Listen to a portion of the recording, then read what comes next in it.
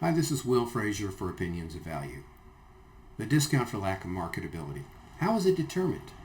In our first video on this topic, we talked about what the discount for lack of marketability, DLOM, is.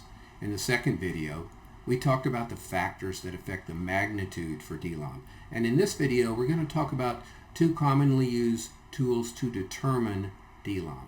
Now, the first method used by appraisers most commonly is referred to a body of knowledge known as the restricted stock studies. Now, this body of knowledge has been around for over 50 years, and there's a lot that is known about it, a lot that has been written about it. Now, in the first place, what is a restricted stock? Well, it's stock issued by a publicly traded company to private investors. That stock cannot be sold in the public marketplace until certain regulatory requirements are met or the stock is registered with the SEC. So why do companies issue restricted stocks? To raise capital. The public companies will negotiate with private investors a transaction whereby the investors put money in the company for the purpose of funding the company's growth or to pay down debt. And in that negotiation, the price that is determined is almost always at a discount to the publicly traded price. Another method that is used and is gaining popularity has to do with the income approach. And this is a direct method for calculating fair market value whereby an increment for the cost of illiquidity is added to the previously determined required rate of return for a minority investment in the company. And by the application of this revised discount rate, fair market value is determined. No discount is really needed. However, it can be easily calculated mathematically so that it can be compared to the restricted stock study result, for example.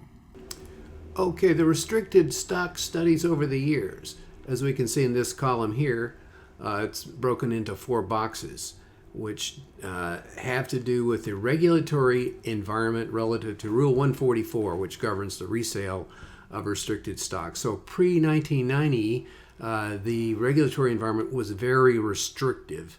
Post-2008, pretty lax. So we can see over time, as the regulatory environment became more loose, shall we say, the discounts began to fall. Why? Because the holding periods began to shorten, and that has a direct impact on the lack of marketability, the length of the holding period. Now, we talked about this secondary method that's gaining in popularity, the income approach.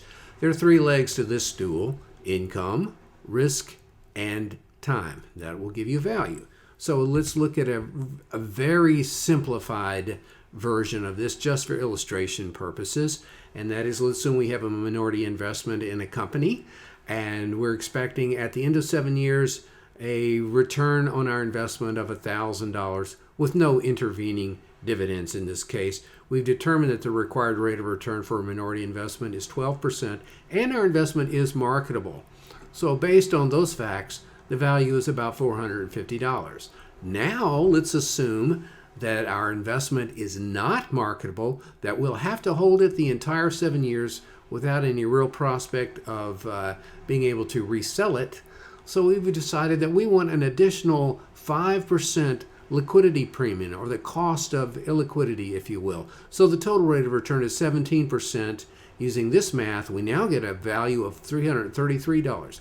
Now, this is fair market value. This is the number we're after. We did not have to apply a discount for lack of marketability here because the cost of illiquidity is already factored in. If we wanted to determine a discount for lack of marketability, after this was done, we could easily back into this by simply doing some division, and we'll find that the discount here is 26.3%. Well, that concludes our 3-part series on the discount for lack of marketability. So until next time, this is Will Frazier saying, I hope my opinions are of value to you.